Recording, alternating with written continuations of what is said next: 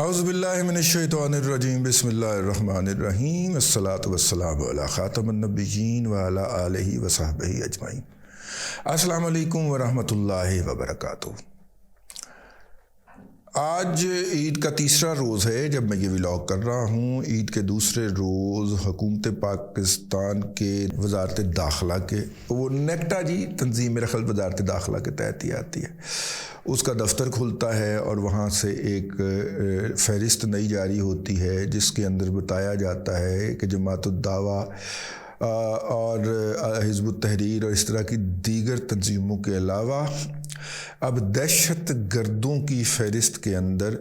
زینبیون brigade بھی شامل ہے۔ زینبیون بریگیڈ جو ہے یہ کیا تنظیم ہے اور اس کی ایران سے کیا نسبت ہے، اور ہم نے عید سے پہلے ایک ولاگ میں آپ کو بتایا تھا کہ ایران کے صدر جو ہیں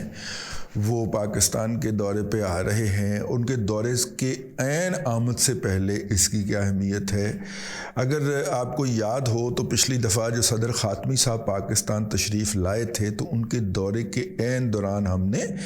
کلبھوشن یادو نکال مارا تھا، چاہ بہار سے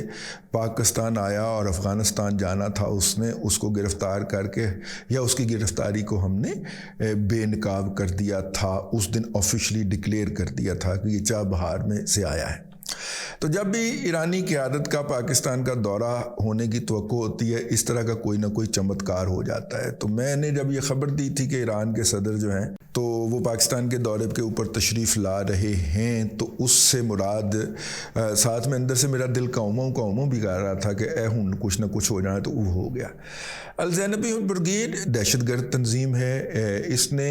فرقہ وارانہ کلنگ کے اندر، دہشت گردی کے اندر بہت نام کمایا ہے، اور روضہ زینب بی بی رضی اللہ تعالیٰ عنہ کی حفاظت کے نام کے اوپر پارا چنار اور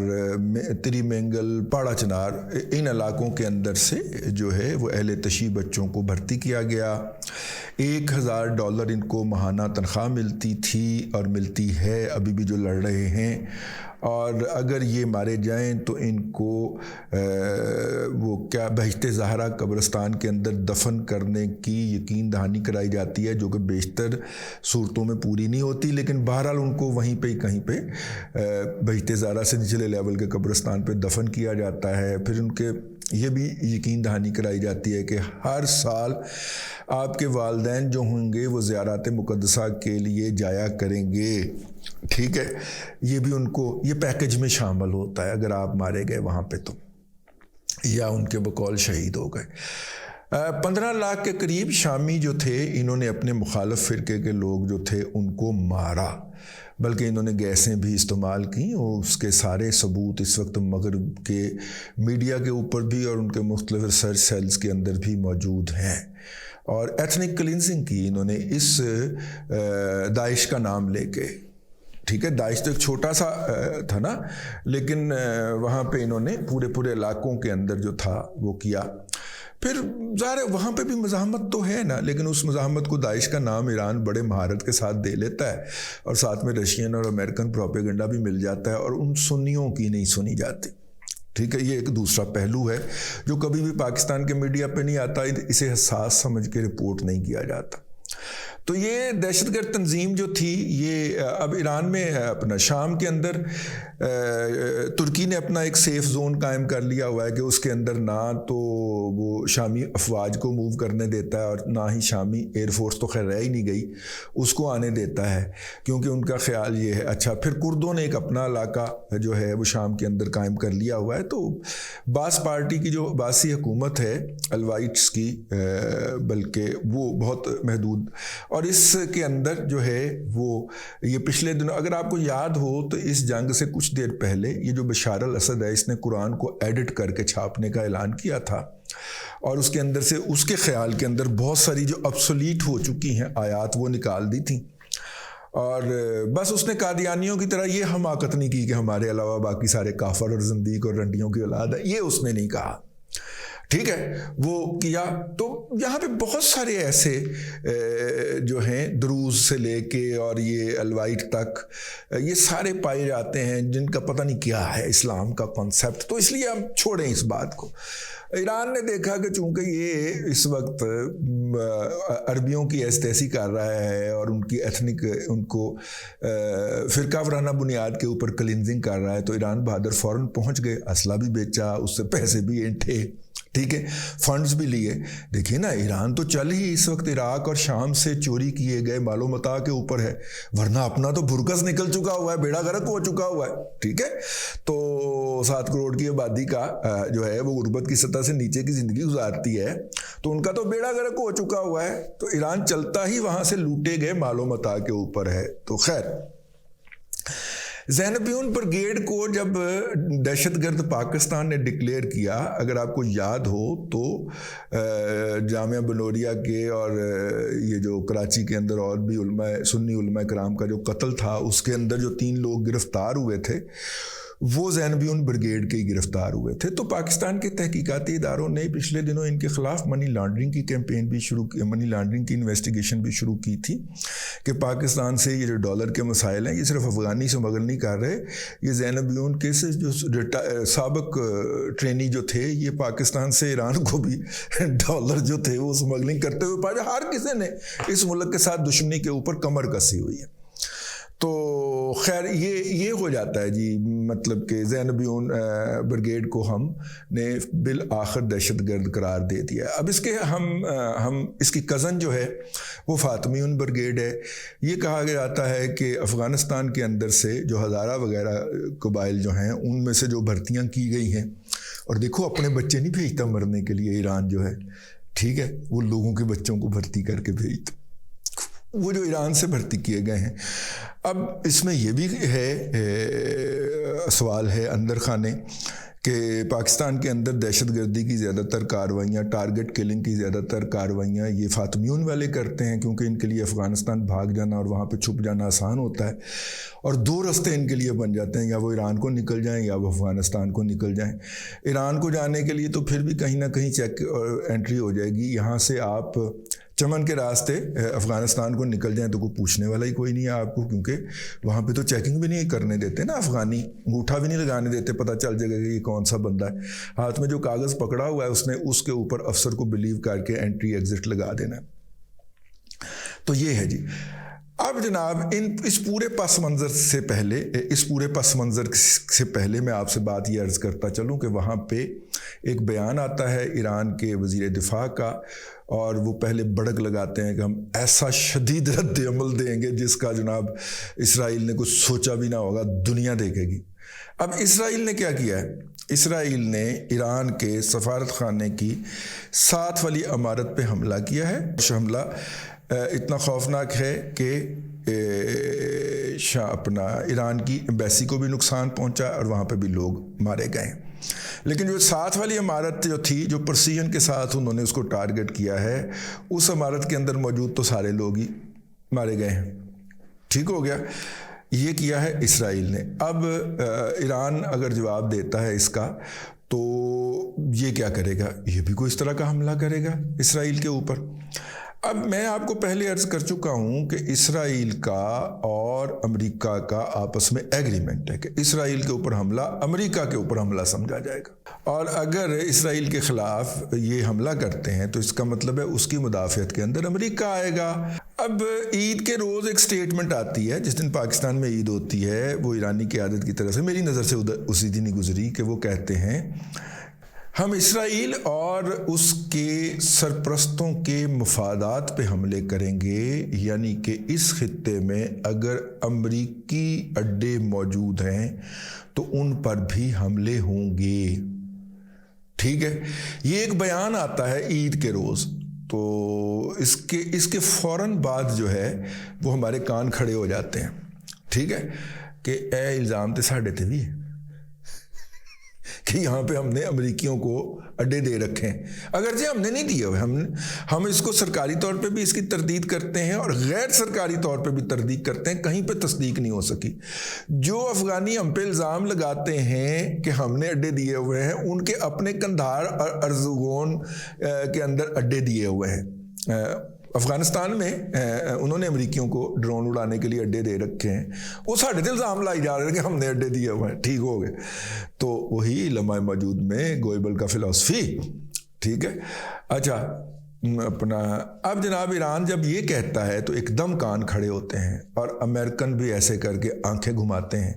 تو آج عید کے تیسرے روز ایران کا یہ بیان آ جاتا ہے کہ نہیں، ہمارا جو ہے شاعر کا یہ مطلب نہیں تھا کہ جو آپ نے سمجھ لیا ہے۔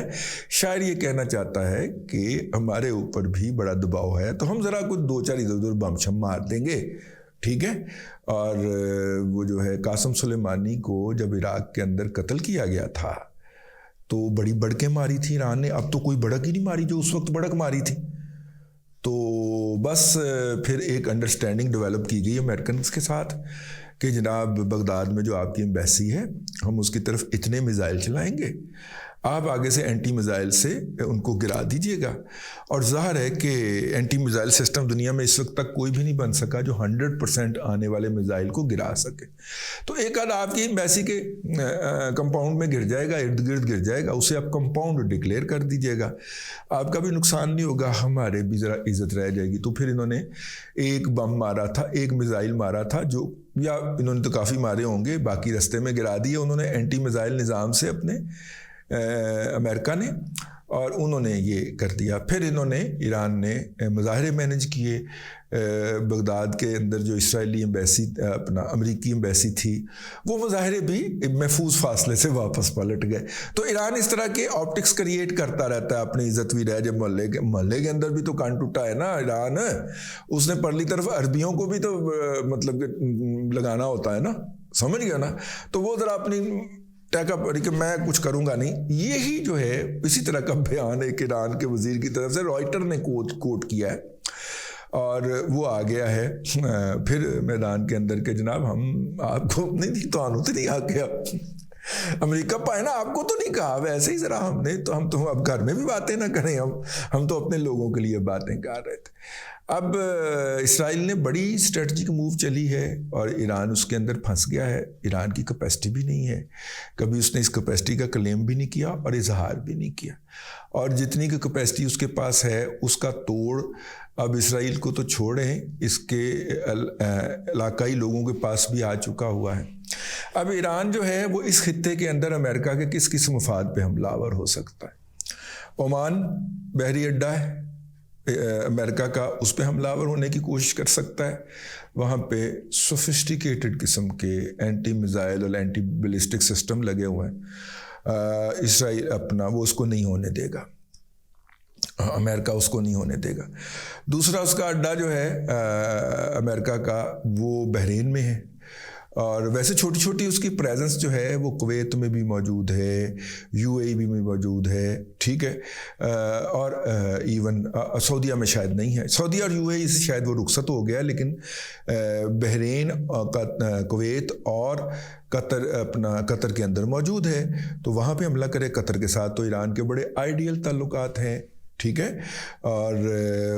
یو اے ای کے ساتھ رائیولری چلتی رہتی ہے، یو اے ای کے بہت سارے جزیروں پہ ایران وقتاً فوقتاً قبضہ بھی کرتا رہتا ہے، اور ڈرپوک عربی جو ہیں وہاں سے دوڑیں بھی لگاتے رہتے ہیں، لیکن قطر کے ساتھ تو ایسی کوئی بات نہیں ہے۔ جب قطر کا انہوں نے کیا تھا، محاصرہ کیا تھا، تو سب سے پہلے جو وہاں پہ پہنچنے والے جہاز تھے، بحری جہاز سامان لے کے روزمرہ ضروریات کا، وہ ایرانی جہاز تھے۔ اچھا، بحرین جو ہے وہاں پہ عرب حکمران ہے، اور آبادی جو ہے وہ جمع ہو کے تو زیادہ تر شیعہ ہو گئی ہوئی ہے، تو وہ اس کے کچھ علاقے ہیں، کچھ محلے ہیں، کچھ شہر ہیں جہاں پہ ہمہ وقت بحرینی فوج کے خلاف جو ایران کی سپورٹ اور مدد کے ساتھ، اسلحہ کے ساتھ شیعہ آبادی جو ہے وہ روب عمل رہتی ہے۔ کویت جو ہے، کویت کا تو ویسے ہی رگڑا نکل گیا ہوا ہے، 2030 تک میرا خیال ہے اس کا تیل ہی پلیج ہے سعودی امریکنز کے ساتھ، وہ جو امریکنز نے عراق کے خلاف کویت کے اوپر جو چڑھائی تھی اس کو ختم نہیں کروایا تھا، ٹھیک ہے، تو وہ ہے. تو یہ جو ساری صورتحال ہے، یہ جو اس وقت منظرنامہ بن رہا ہے کہ اب عید کے تیسرے روز ایران نے اس بات کو کلیریفائی کیا ہے کہ نہیں بھائیں تھوڑی گل تو نہیں کی تھی، ہمیں ذرا تھوڑا سا ٹھو کر کے پٹاخے شٹاخے چھوڑ کے بڑکے شڑکے مار دیں، لینے دیں. ہم نے وہاں پہ ایران کے اندر لوگوں کی زندگی عذاب کر رکھی ہے پاسداران انقلاب کے نام کے اوپر. تو پاسداران کو سرے عام اس طرح کے جوتے پڑنے شروع ہو گئے تو گھر میں تو زیادہ جوتے پڑیں گے، انہوں نے کہنا ہے باہر بھی جوتیاں کھا گیا انہوں نے کوٹو پھاڑ کے. تو بیسیکلی اصل میں مسئلہ یہ ہے کہ ایران کی جو موجودہ رجیم نے اپنے لوگوں کو فراڈ کیا ہوا ہے. یہ پاسداران انقلاب ہوتے ہیں، یہ دنیا کو انقلاب ایکسپورٹ کرنے جا رہے ہیں. لبنان کے اوپر ہماری حکومت ہو گئی، شام کے اوپر ہماری حکومت ہو گئی، عراق کے اوپر ہماری حکومت ہو گئی، یمن کے آدھے حصے کے اوپر ہماری حکومت ہو گئی ہے، اور اس کے بعد لیبیا کے اوپر ہماری حکومت ہو گئی، اگلا ٹارگٹ ہمارا پاکستان ہے. اس طرح کی باتیں جو یہ کر کے اور اس کے نتیجے کے اندر اربوں ڈالر کے مفادات سمیٹتے رہتے ہیں. بائی دا وے آپ کو یہ بات ذہن میں رکھنی چاہیے کہ یہ نہیں ہے کہ ایران کا تیل بکتا نہیں ہے، 50% پہ بکتا ہے، اور یہ تیل سمگل کر کے بیرون ملک بیچنے والوں کا نام پاسداران انقلاب ہے. ٹھیک ہے، پاسداران انقلاب. تو پاسداران انقلاب نے اب وہاں کے لوگوں کو ہم سے زیادہ پتہ ہے نا، تو وہ اتنی لوٹ مچائی ہوئی ہے، تو اب پاسداران انقلاب کو چھتر پہنے شروع ہو جائیں اور چوتھے کے دن ہی اس کا جو چیف کمانڈر ہو وہ مارا جائے. قاسم سلیمانی کے بعد جو یہ مارا گیا ہے اپنا شام کے اندر، یہ بھی تو کمانڈر ہی تھا نا، یہ اس کی جگہ پہ آیا تھا قاسم سلیمانی کی جگہ کے اوپر، وہ بھی مارا گیا، اس کا نمبر 2 بھی مارا گیا. ٹھیک ہے، تو میرا مطلب ہے کہ یہ پاسداران انقلاب نے انقلاب ایکسپورٹ کرنا تھا، انہوں نے اپنے تڑن تختے ہو رہے ہیں. تو جب یہ باتیں ایران کے عوام سنیں گے تو وہ تو کہیں گے نا کہ خیال. تو اس کو ذرا اپنی بدماشی کا بھرم رکھنے کے لیے کہ ذرا ایسے ہی ادھر ادھر ہم وہ کہیں افریقہ کے پرلی طرف کسی ملک کے ساتھ اسرائیل کی ایمبیسی کے ساتھ والی بلڈنگ کو ہمیں بم مار لینے دیں، آپ کی مہربانی ہے، اسرائیل کی ایمبیسی میں کچھ نہیں ہوگا. ٹھیک ہے، اس بات کی بھی گارنٹیاں دے رہے ہیں. اور ادھر جو ہے وہ ابھی تک پاکستان کے دفتر خارجہ کا تو یہ بیان نہیں آیا کہ ایران کے صدر پاکستان کے دورے پر تشریف لا رہے ہیں. تاہم جیسے ہی یہ نام جو تھا، یہ نام شامل کرنے سے 24 گھنٹے پہلے جناب صدر آصف علی زرداری صاحب نے ایران کے صدر کو فون کر کے ان کو عید کی مبارکباد بھی دی اور لی. ہو سکتا ہے ابھی دسیا ہوئے کہ ہم یہ زینبی والا کام کرنے لگے ہیں، آپ نے برا نہیں بنانا. اب تک کے لیے اتنا ہی،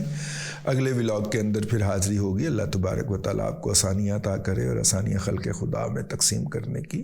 توفیق عطا کرے.